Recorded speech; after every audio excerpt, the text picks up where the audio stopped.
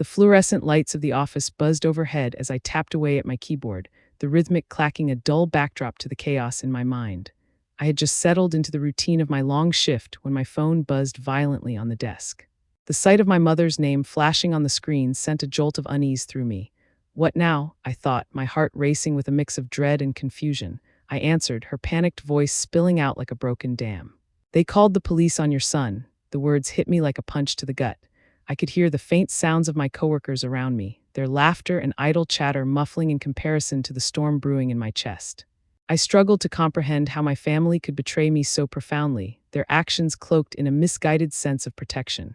My fingers trembled as I clutched the phone tighter, the plastic pressing into my palm, grounding me in this surreal moment.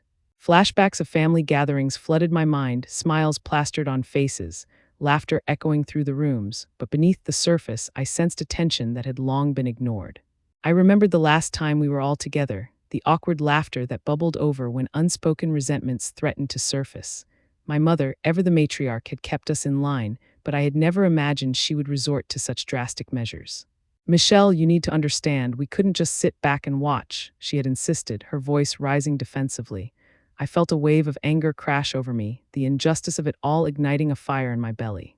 How could they prioritize their image over my child's innocence? The thought of my sweet boy being dragged into this mess twisted my stomach. As I hung up, a sense of urgency propelled me to my feet. I needed to confront my mother, to unravel this web of betrayal and misunderstanding. The stakes were too high, and I was determined to protect my child at all costs. My heart pounded in my chest as I braced myself for the confrontation ahead. I was ready to face the truth, no matter how painful it might be. With each step toward the exit, I felt the weight of my family's expectations pressing down on me like a thick fog. I had to navigate through the chaos, through the hurt and anger, and find a way to reclaim my family's trust. But first, I needed answers. The moment I stepped into my home, I was engulfed by an oppressive silence. The air felt heavy, saturated with unspoken words and unresolved tension, making each breath a chore.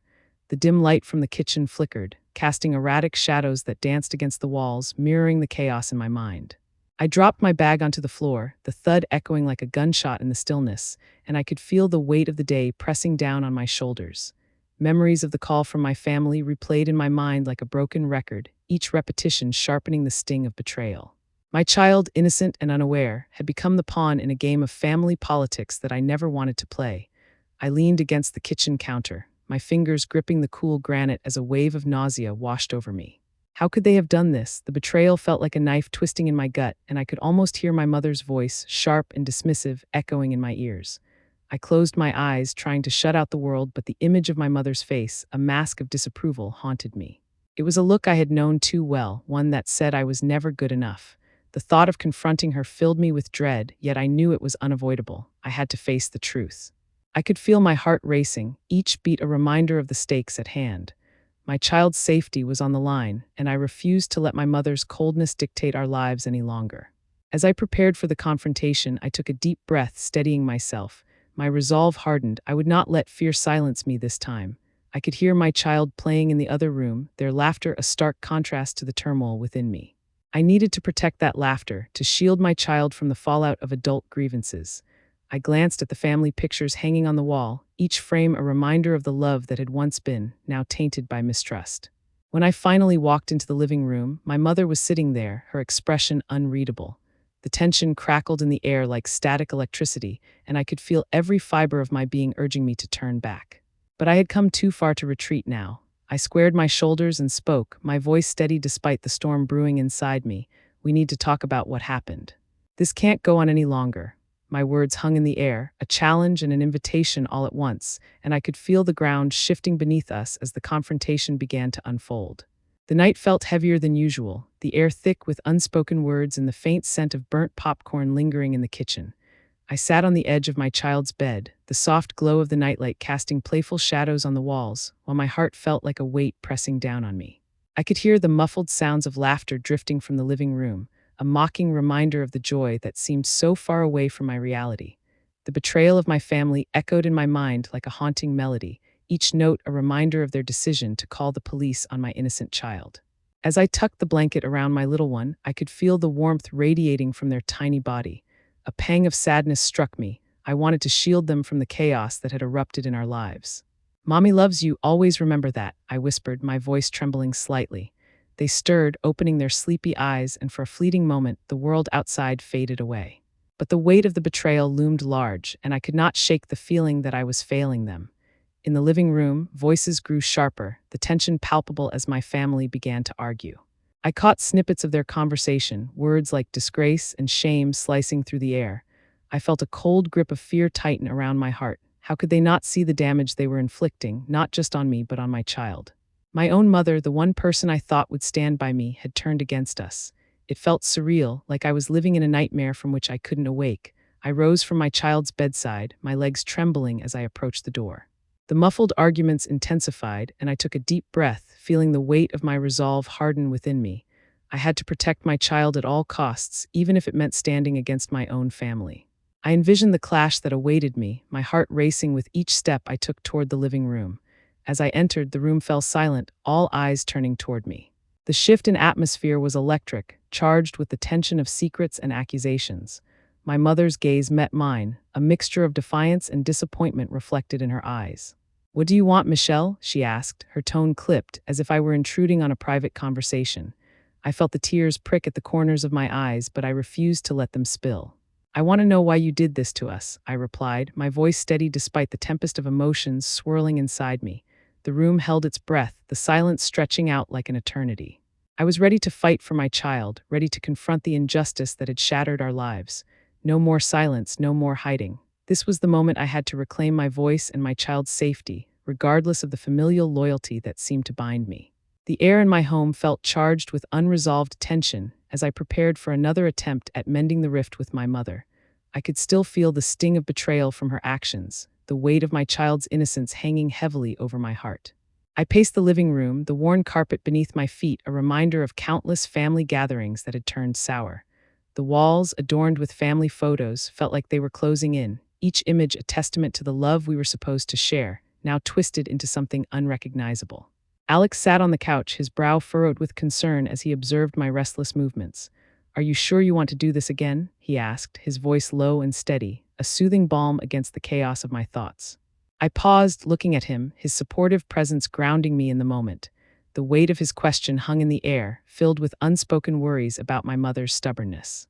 I took a deep breath, the familiar scent of fresh coffee swirling around us, trying to summon the courage I needed. "I have to try, Alex. If I don't, we'll never move past this," I replied, my voice barely above a whisper, cracking under the pressure of my emotions. Memories of past confrontations flashed through my mind, each one ending in frustration and bitterness. I recalled my mother's dismissive remarks, the way her words felt like daggers, cutting deeper each time. But this time I couldn't let fear dictate my actions. I needed to confront her again, to seek some form of understanding. As we sat together, I felt a flicker of hope amidst the frustration. Alex reached out and squeezed my hand, his touch warm against my clammy skin, an anchor in the storm of uncertainty. "Whatever happens, I'm here for you," he reassured me, his eyes filled with an unwavering belief in my strength. I nodded, feeling a surge of determination wash over me as I mentally prepared for the inevitable clash of wills. The following day, I gathered the family for what I hoped would be a turning point. The kitchen table, usually a place of laughter and joy, felt like a battleground. My heart raced as I arranged the plates, each clang of porcelain echoing my anxiety. I could sense the resistance in the air, the unspoken tension that simmered just beneath the surface. My mother's eyes narrowed as she entered the room, her expression already hardened, ready for confrontation. "What's this about, Michelle?" she asked, her tone sharp like the edge of a knife. The moment felt heavy, charged with potential danger. I took a deep breath, steeling myself for what was to come. I had to stand my ground, to voice the pain that had been silenced for too long, even if it meant facing her wrath once more. The air in my living room felt thick with tension, the remnants of yesterday's confrontation still lingering like a sour note in a symphony. I sat cross-legged on the couch, the fabric rough against my skin, staring at the coffee table cluttered with half-empty mugs and old magazines. The sunlight streamed through the window, casting long shadows that danced over the floor, but I felt no warmth from it. My mind was a chaotic whirlwind, spinning with thoughts of how to mend the rift that had grown wider between my family and me. I needed a plan, a way to bridge the gap that felt almost insurmountable. As I glanced at my phone, its screen flickering with messages from Sarah, my best friend, I felt a flicker of hope. Her unwavering support had always been my anchor, and this time was no different. I quickly typed a message, asking her to come over so we could brainstorm ideas on how to address the family turmoil. Anxiety gnawed at my stomach. What if my attempts were futile? What if my mother remained as stubborn as ever, unwilling to acknowledge the pain she had caused? I shook my head, pushing those thoughts aside. I had to try, if only to reclaim my sense of self amidst the chaos. When Sarah arrived, her energy filled the room like a burst of sunlight. She carried with her a sense of determination, which I desperately needed. "Okay, Michelle, what's the game plan?" she asked, plopping down on the couch next to me, her eyes sparkling with enthusiasm. I took a deep breath, my heart pounding as I began outlining my thoughts.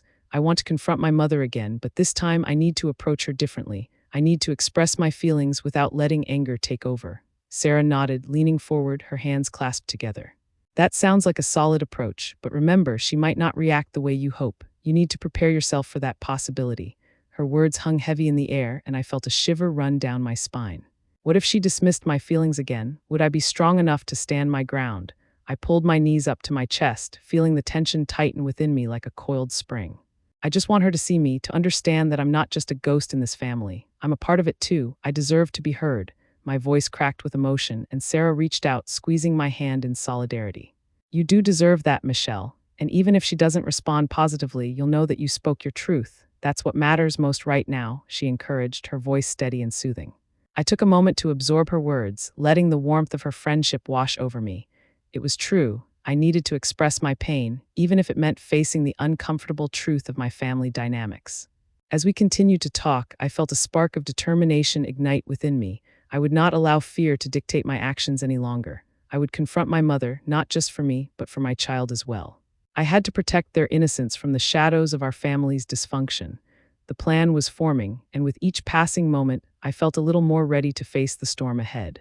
My heart raced, not with fear, but with a fierce determination to reclaim my place in the family I loved, no matter the cost.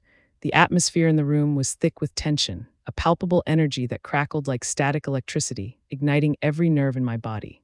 I stood at the center of my family's living room, the familiar decor now feeling claustrophobic and alien.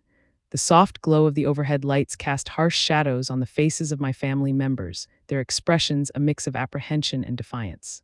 I could feel my heart racing, each beat echoing in my ears as I prepared for the confrontation that had been building for far too long. "You think you can just sit there and pretend like nothing happened?" I said, my voice trembling with a mixture of anger and hurt. My mother, seated on the couch, met my gaze with a steely glare, her arms crossed defensively over her chest. "I did what I thought was best, Michelle. You need to understand that." Her words dripped with condescension, as if my feelings were an inconvenience she had no time for. Memories of past arguments flooded my mind, each one a reminder of how our communication had devolved into a cycle of blame and resentment. Best for whom? "For you or for me?" I shot back, the heat of my emotions surging. I could see my siblings exchanging nervous glances, their discomfort evident as they shifted in their seats. The silence hung heavy between us, a tightrope stretched taut, and I felt the urge to scream, to break free from the suffocating weight of their judgment. I could feel the heat rising to my cheeks as I pressed on, desperate to make them see the truth of my pain. "I'm not just a name on a list of family members. I'm your daughter, and I deserve to be seen and heard." As the words left my lips, I noticed the flicker of surprise in my mother's eyes. For a brief moment, it felt as if the walls of her denial were cracking, exposing the vulnerability beneath her hardened exterior. But then, just as quickly, she regained her composure, a mask of indignation settling back over her features. "You're overreacting, Michelle. This is not the time to air your grievances."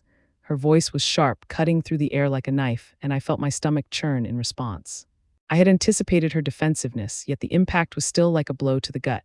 "No, this is exactly the time," I yelled, my voice rising in desperation. Each word felt like a cathartic release, a long overdue acknowledgement of the festering wounds of our relationship.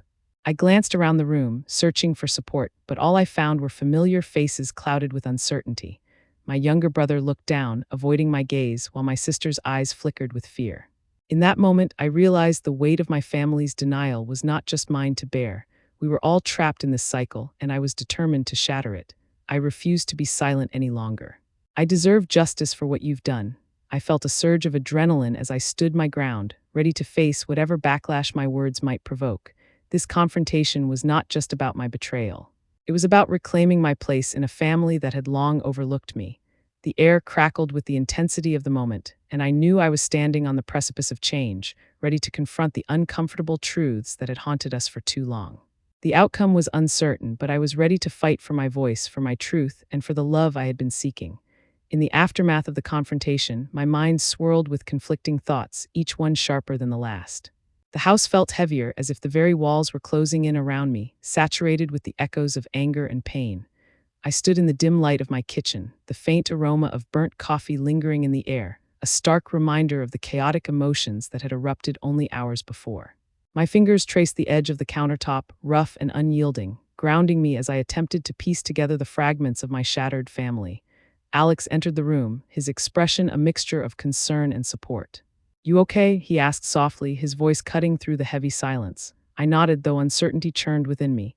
"I just need to think, to figure out what to do next," I replied, my voice steadying as I forced myself to focus. He leaned against the doorframe, arms crossed, offering me the space to breathe while also being ready to step in if I needed him. Flashbacks of the confrontation replayed in my mind, my mother's defensive posture, her dismissive words that cut like knives. I couldn't allow that to be the end of our story. I would not be silenced any longer. I had to strategize, to plan my next steps carefully.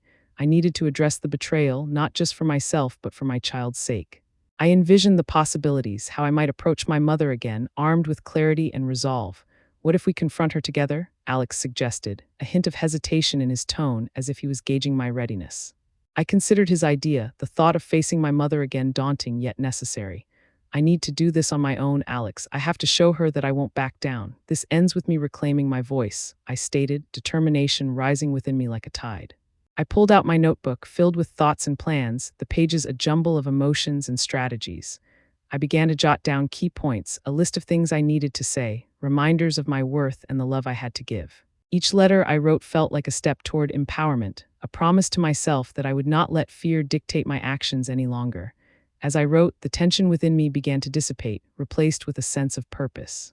I was ready to face the truth, to confront the wounds that had long been ignored. I would not shy away from the discomfort that lay ahead. Instead, I would lean into it, ready to carve out a new path for my family, one that acknowledged the hurt but also the possibility of healing. The plan was forming, and with each stroke of my pen, I felt the weight of betrayal lift slightly, allowing hope to seep in. The atmosphere in the living room was thick with anticipation, every breath heavy with the unspoken words that had accumulated over the years. I sat on the worn couch, my child nestled beside me, the soft fabric brushing against my skin like the comforting hug I longed for. My heart raced, a drumbeat echoing in my ears as I prepared to face my mother once more. The faint scent of lavender wafted through the air, a reminder of my attempts to find peace amidst the chaos, yet the tension still crackled like static electricity, refusing to dissipate. As my mother entered, her eyes narrowed with the weight of our previous encounters. I felt a surge of determination coursing through me. "We need to talk, Mom," I said, my voice steady yet laced with the remnants of fear. She hesitated, her fingers clutching the edge of the table, the wood rough against her skin, as if grounding her from the tumult of emotions swirling around us. "What more is there to say, Michelle?"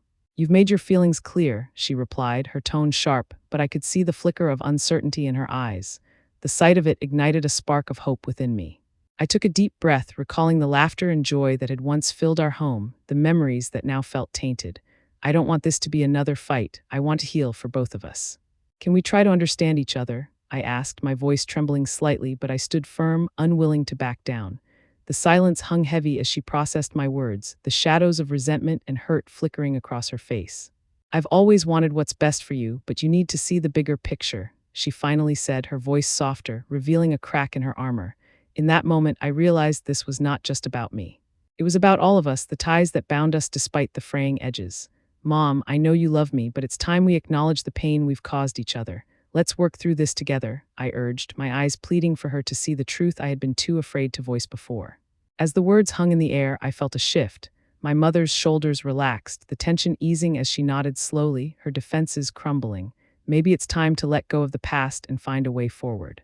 "Together," she whispered, her voice barely above a breath, but it held the promise of a new beginning.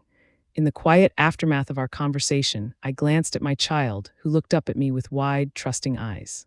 I realized that this moment, this fragile truce, was not just for us. It was for the future I wanted to build, a future where love and understanding would triumph over betrayal. My heart swelled with hope, a feeling that we could rise from the ashes of our turmoil, stronger than before, ready to embrace the journey ahead. The aftermath of that confrontation left an indelible mark on my heart. The once vibrant atmosphere of our home felt muted, as if the laughter and warmth had been replaced by a lingering tension that refused to dissolve. I sat on the edge of my bed, the familiar surroundings now a stark reminder of the emotional turmoil we had just navigated. The walls echoed with unspoken words, and I could almost feel the weight of our unresolved issues pressing down on me like a heavy blanket. In the days that followed, I found myself replaying the conversations over and over in my mind. Each word exchanged, every flicker of emotion on my mother's face, was etched in my memory. I could still see the vulnerability in her eyes when she finally admitted that she hadn't realized how deeply I felt sidelined. It was a small crack in the facade she had maintained for so long, and it sparked a flicker of hope within me. Perhaps we could begin to rebuild the bridge that had been burned. Alex, ever supportive, noticed my introspection. He often found me lost in thought, staring out the window at the changing seasons, the leaves outside mirroring the transformation I was yearning for within my family. One evening, he sat beside me, gently breaking the silence. "You know, it's okay to feel hurt, Michelle. It's a natural response. But you're also brave for wanting to confront those feelings," he said, his voice steady and reassuring. The warmth of his hand on mine grounded me, reminding me that I wasn't alone in this journey. With each passing day, I began to feel a shift within myself. I realized that confronting my family wasn't just about seeking acknowledgement. It was about fostering understanding and compassion. I started to reach out to my siblings, inviting them for coffee or casual catch-ups, creating spaces where we could talk openly. It wasn't always easy. Some conversations were met with defensiveness, while others opened up deeper wounds. But with each attempt, I felt a little more empowered, a little more seen. Then came the day when I decided it was time to gather everyone again, this time with a different approach. I wanted to create an environment where we could all express our feelings without fear of judgment. I prepared a simple dinner, the aroma of roasted vegetables filling the air, their vibrant colors reflecting a sense of hope. As my family arrived, I felt a mix of anticipation and anxiety, my heart racing as I welcomed them into my space, ready to facilitate a dialogue that could lead us toward healing. As we sat around the table, the initial awkwardness faded, replaced by a shared understanding of the importance of our gathering. I initiated the conversation, encouraging each of us to share our feelings openly. It was a delicate dance of vulnerability, but slowly we began to peel back the layers of misunderstanding that had accumulated over the years. I could see the realization dawning on their faces, and it filled me with a sense of purpose. That night, as we shared our stories and listened to one another, I felt a shift in the air. It was as if we were collectively acknowledging the wounds of the past while planting seeds for a more compassionate future. By the time dessert was served, laughter mingled with the remnants of our earlier tensions, creating a new tapestry of connection and understanding. I realized then that while the road to healing would be long, we had taken the first steps together, and that felt like a victory in itself. In the quiet moments that followed, I reflected on how far we had come. The journey was far from over, but I felt a renewed sense of hope. We were learning to navigate our family dynamics with honesty, and for the first time in a long while, I felt like I belonged. As I tucked my child into bed that night, I whispered a promise to myself. I would continue to fight for our family, to nurture the bonds that had once felt so fragile. This was just the beginning of a new chapter, one filled with the potential for growth, understanding, and ultimately, love. We had faced the darkness together, and now, with each step forward, I felt a little lighter, a little more free. The journey ahead would be challenging, but I welcomed it with open arms, ready to embrace whatever came next, knowing that we were no longer bound by the chains of silence that had once held us captive. We were stepping into the light, and I couldn't wait to see where it would lead us next. As I sat in the quiet of my bedroom, the remnants of the recent family gathering still lingered in my mind, a bittersweet blend of hope and uncertainty. The soft glow of the bedside lamp cast gentle shadows across the walls, illuminating the memories we had begun to rebuild together. I felt a weight lifting from my shoulders, a sense of satisfaction blooming in my chest as I reflected on the brave steps I had taken to confront my mother and voice my feelings. It was a moment of clarity amidst the chaos, a reminder that healing was not a linear path but a journey filled with ups and downs. The laughter we shared that evening echoed in my ears, a melody I had longed to hear. It wasn't just about the dessert or the family photo. It was about the acknowledgement of our flaws, the courage to face uncomfortable truths, and the promise of moving forward together. I closed my eyes, envisioning the warmth of my family's presence, their laughter intertwining with mine, creating a tapestry of connection that I had craved for so long. Yet, as I reflected on our progress, I felt a flicker of curiosity about what lay ahead. Would we navigate future challenges with the same openness? Would the scars of the past continue to fade under the light of our newfound understanding? I realized that the journey was ongoing, filled with opportunities to grow, to learn, and to deepen our bonds. In that moment of reflection, I felt a surge of determination.